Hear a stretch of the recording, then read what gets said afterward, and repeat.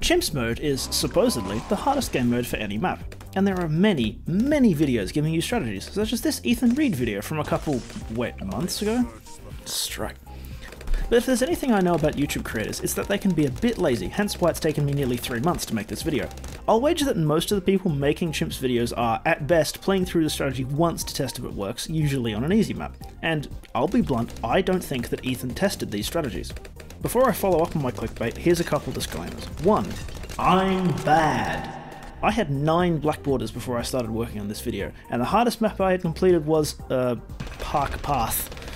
So while my critique may come with a heavy helping of skill issue, it also puts me in the target audience for this video. Second, this video was released in version 32.0, but most of my testing happened during 33. This has had a couple of notable effects on the strategies, but I'll note those as we go along. Finally, Ethan was kind of vague about these strategies, so I've assumed that the goal is for the towers he listed to be doing as much of the work as possible. Let's start with subs and bricks. Ethan not mentioning any middle path submarines makes this strategy interesting, since it leaves you with just the planes and 2 brickle abilities to clean up DDTs. On Frozen Over, I ended up saying screw it and buying a MIB, which to be honest is a bit of a cop-out.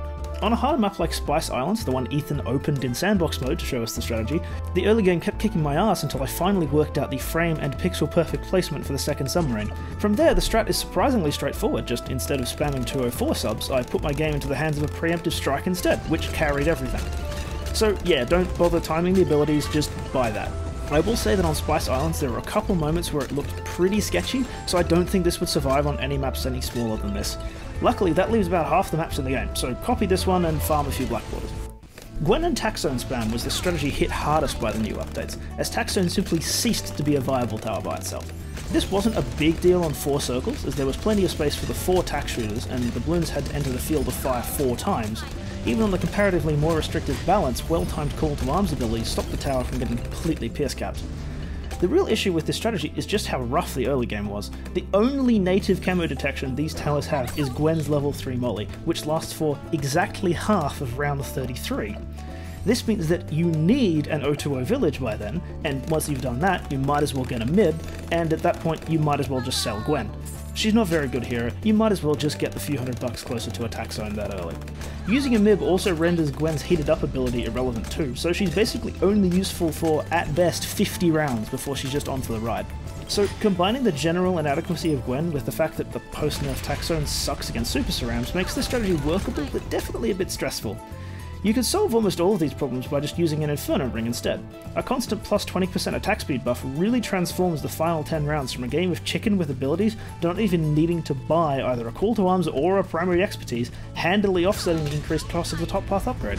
Basically, before doing a strategy like this, check all of the mechanics of a hero to make sure that your combination makes sense, because if you don't, you're going to end up with a hellscape that is the Azili and Prince of Darkness combo.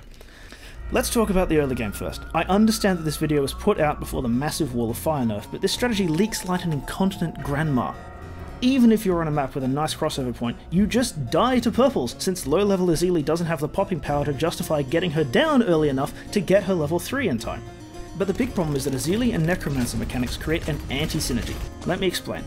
Necromancers have a tank of 500 balloons, which they will always attack with until they run out. The only way for a Necro to refill this tank is for a balloon to be popped within its detection radius. Key point number 1. Balloons.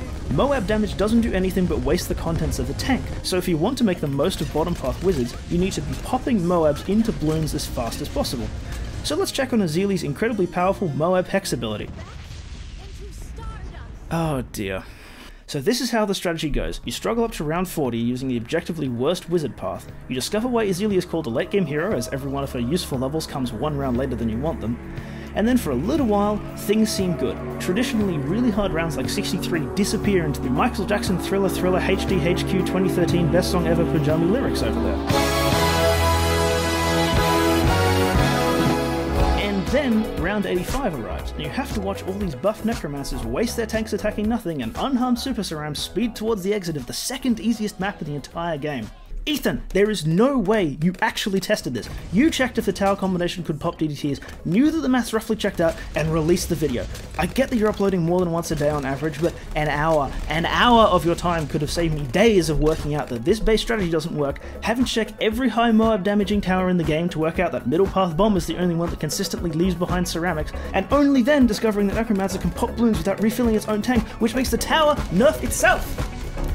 You had no idea that a 30-second segment of video would send you down this rabbit hole for a month because you didn't expect anyone to actually try it, did you?